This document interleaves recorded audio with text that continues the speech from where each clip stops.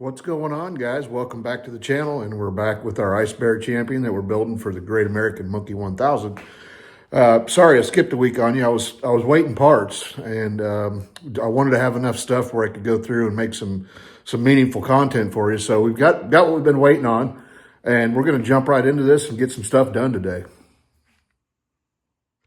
Well, here's what we've been waiting on. If you remember on the last video, I told you that after putting the Delrin bushings in the stock swing arm, it was tightened up the way I wanted it. But I decided, because of the way I'm going to be using this bike for the Great American Monkey 1000, that I wanted to go with an extended swing arm. So I got on the old BartMotocO website and ordered me a 2-inch Kepspeed extended swing arm in black. And here it is. Let's take a look at what's in this box. This is very well packaged, I might add. Let's go through what we have here real quick. All right, so you can see down in there, there's a swing arm. We've got a new axle bolt. This is an extended brake rod. This is your brake panel stay for your rear drum brakes. Came with the 2 bolts for mounting the shocks on the bottom. And then it's got these little brackets that go back here on the back end of the swing arm for mounting on one of those like dirt bike looking stands. And then a little package of hardware. Like I said, packaged really nicely. And let me show you something that's really nice about this. First of all, if you look in there, it comes with needle bearings, which is far superior to what we had even with the Delrin, or even a stock old school CT70. Of course, you're gonna wanna grease those prior to assembly. And then it's got a really nice chain tensioner assembly, as you can see there. So I'm excited to get this on there and get the old girl back on her feet. So let's get this out of the box and I'll get everything set up and we'll throw this on real quick. All right, I hope I got you in here well enough to where you can see what I'm doing and I can still get it done. So as I mentioned, I went ahead off camera and I greased those needle bearings real well. And then there's also a spacer that drops inside of there. I'm gonna go ahead and get that in there, get that ready to go. Yeah, I figured there'd be a little bit of extra come out the other side. We'll clean that up. Okay, then the kit. The extended swing arm kit did come with these 2 washers. It says they are the shims for the pivot point. So I'm gonna go ahead and finagle those in there while trying to put this in, and wish that I had a 3rd hand. So bear with me for a minute.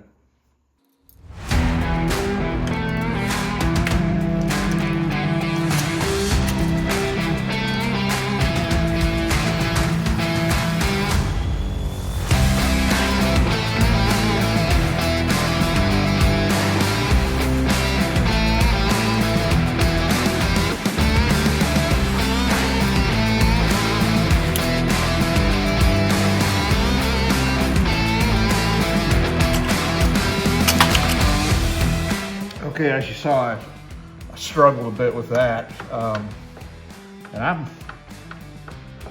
I'm not quite so sure that's the solution to this problem. I do have those stock rubber cup washer things that came with the bike that I could try. This is not going to work, guys. This is out of the box. Not gonna work. One of these larger, like fender style washers probably would do the trick on each side. Unfortunately, I need those for mounting my shocks and whatnot. So I'm gonna try that other one real quick, so just bear with me, guys. And by other one, I mean these that came on the bike stock. They're metal on the outside and they've got a rubber shim inside of them.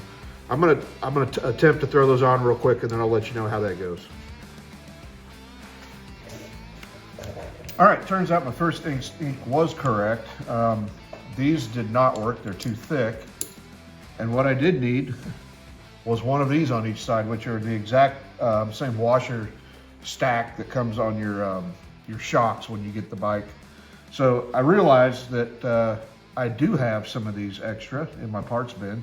So I went ahead and I just grabbed 2 of these for now. I'll deal with that shortage when I put the shocks on, but that did the trick.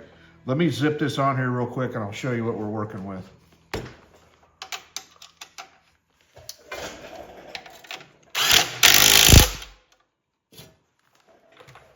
Oops. As you can see, she's nice and tight, nice pivot, and I have to say that that looks like a pretty nice unit on there. Next up on the agenda is going to be installing the shocks. Now, this is going to look a little bit different than what came with your Icebear Champion. The stock swing on the Icebear Champion, these lower studs actually were threaded into here from the back, and they were already installed when you got the bike. That's not the case with this swing arm here, but it does come with brand new bolts to use just for that purpose. And then remember, you're going to want to put a backing washer on there first before you do that. So I'm going to go ahead and I'm going to slap those shocks on real quick. All right, if you remember from the earlier videos, I've got these really nice aftermarket shocks that I got from BartMotocO. That's what we're going to be running on here. I'm not going to get into the adjustment of these until we've got them installed and we start working on riding the bike and whatnot. But in the meantime, we'll get these on here.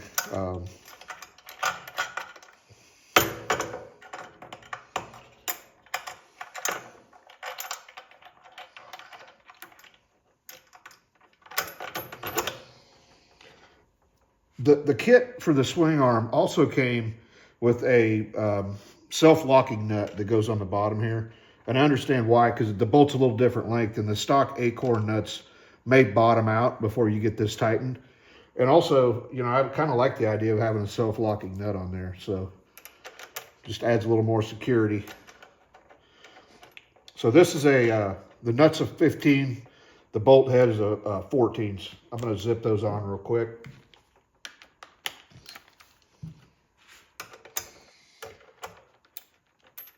Did I grab the wrong one? Okay, must be bigger than a 15.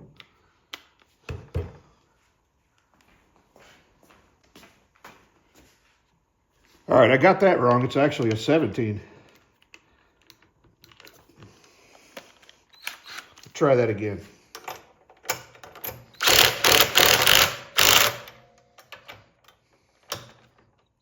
Yeah, that's good and tight.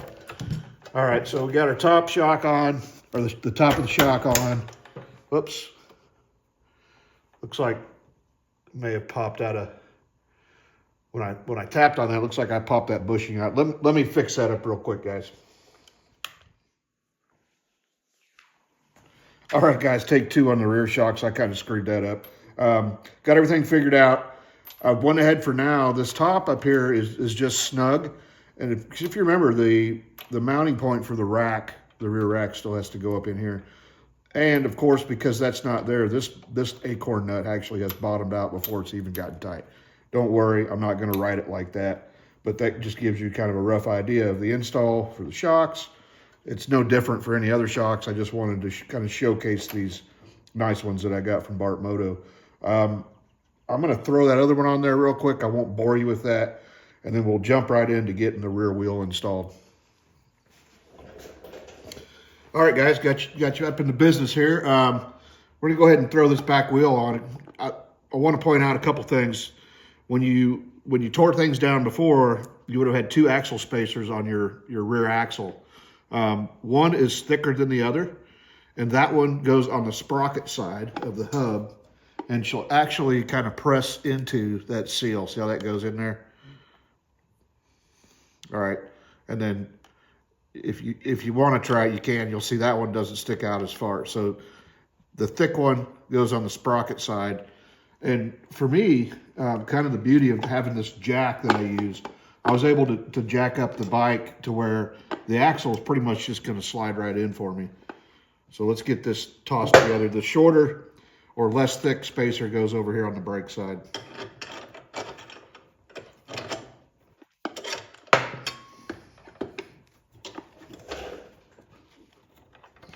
This is another one of those wish you had 3 hands scenarios, but it is what it is. Get out. There we go.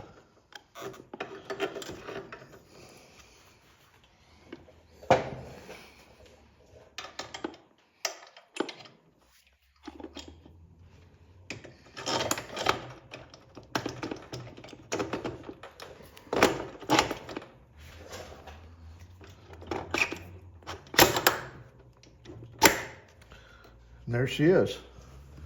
Take a quick glance from the rear. Yep, she's centered up real nice. Sprockets are lined up. Okay. From this point, that's fairly self-explanatory. The swing arm comes with a new axle and axle nut. And this is I think they call it a U-nut. It's got a couple little extra tabs in there. It makes it essentially self-locking. And that is a 17 millimeter over here. You see how it got hard right there. And then the other end of the axle is a 14. So I'm going to zip that on there real quick.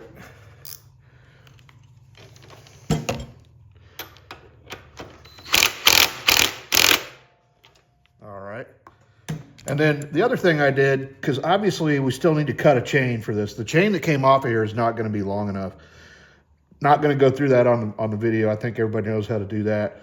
But what I did was I've got these, the chain tensioners, I've got them backed all the way off or all the way forward, which means that the chain would be it would be the shortest it needs to be. That way, when you start riding the bike with your new chain, that new chain is going to stretch a little bit, and that'll give you plenty of adjustment there. You know, to the rear, as that chain stretches, you won't run out of adjustment on this and have to go back and cut your chain again. Let's get a quick shot of this from afar so you can see how that looks. All right, there you go. So you can see we've definitely pushed that rear wheel back if you look at how it lines up with the rear fender. But that's okay. The goal here was to extend the wheelbase, and that's exactly what we've done. So I'm going to go ahead, I'm going to flip this around. I'm going to talk through a little bit about the rest of this, which is hooking up the rear brakes and what parts came with this swing arm kit. And then I figure while we're at it, we're just going to go ahead and throw our new BartMotCo exhaust on as well. It doesn't take long. All right, guys, let's jump into finishing up the brake side of the install here. So a couple key points. If you remember when we tore this down, I told you to hang on to this bolt that you took out down here. It's a shouldered bolt with a special head that locks into the back side of that, so you don't need a wrench to hold it. That's for your brake stay. And then what I did when I purchased my new Cush Drive hub, it came with a new brake panel with the arm and everything.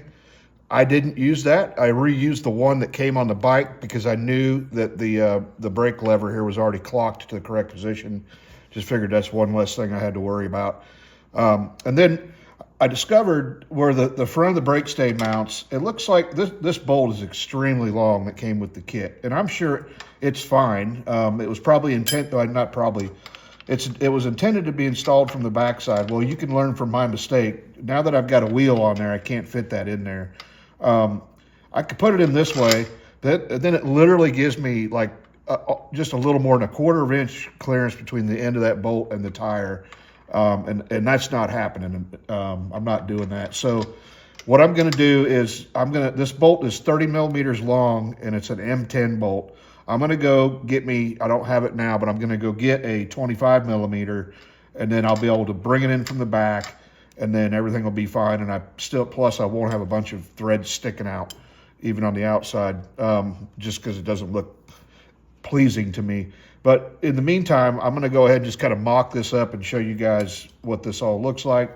So like I said, that shouldered bolt goes in from the backside. You'll feel it lock in, and then you put your brake stay on with the nut, and there's a cotter pin that goes in here as well to keep that nut from ever coming out.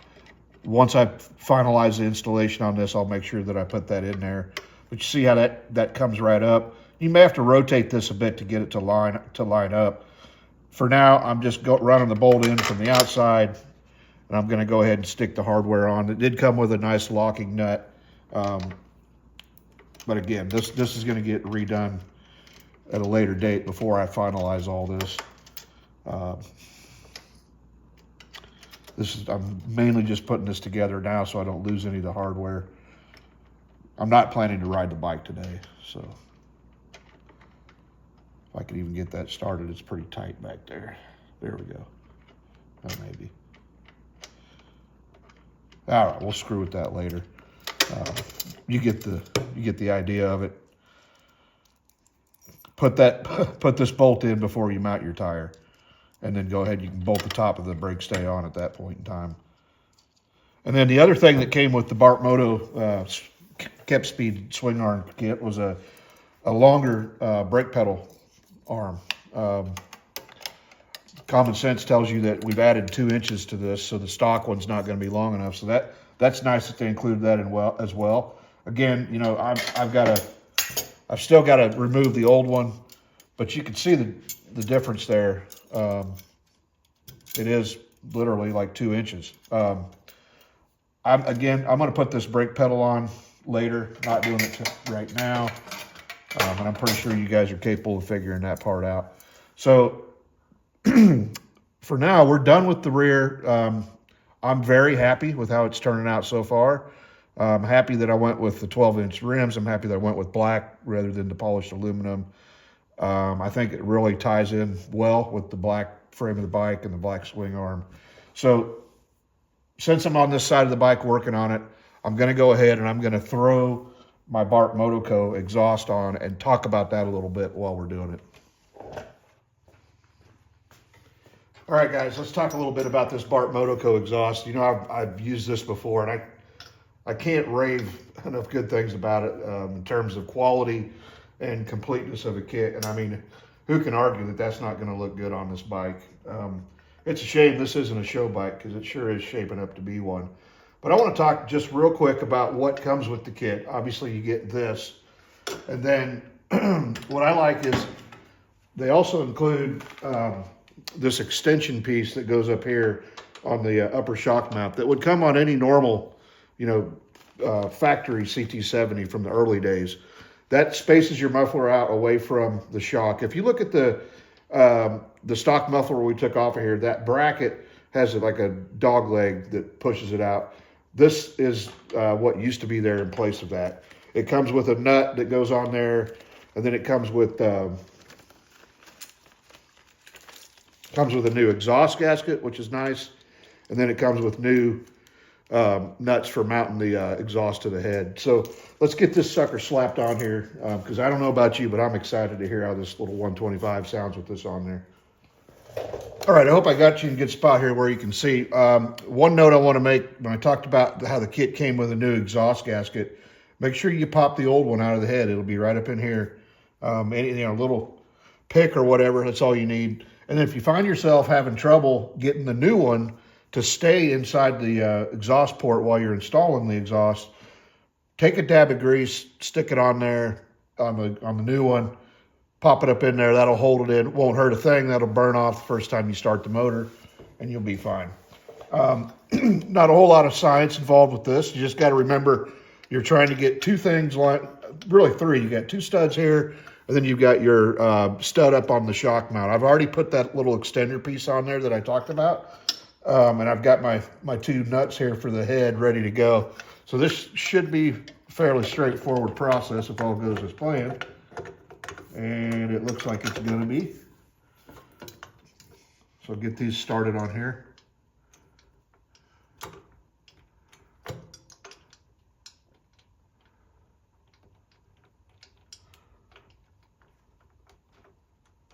That's going to hold that, and then I'm just going to stick that acorn nut up there for now, just for good measure, so it doesn't go nowhere.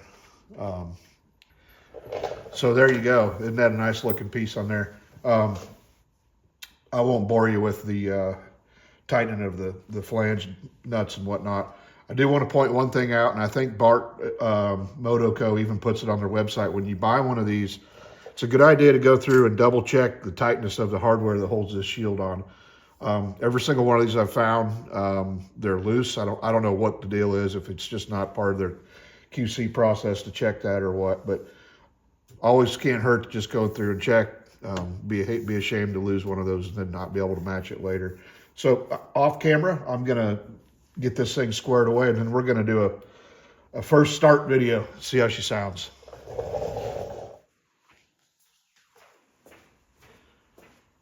All right, guys, I'm gonna say right out of the gate, she does look a little squirrely with this nice big beefy 12-inch rear and the stock 10 up front, and also with this front fender still being in the stock low mount position. We're gonna high mount that like a stock CT70.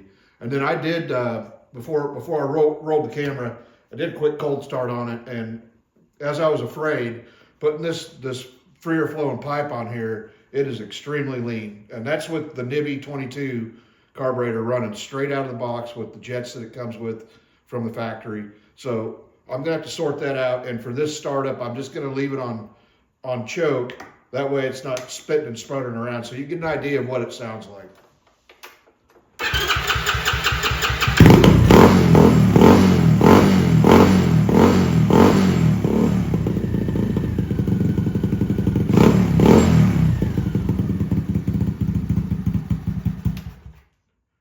I like it. Do I like it for 1,000 kilometers straight over 7 days? I don't know. So I do have something else for that exhaust to quiet it down that we'll cover in another video. But before we wrap this up, I just want to dip you in real quick, let you get a nice look at everything that we've kind of done in the back end of the bike here, and then we'll close this out.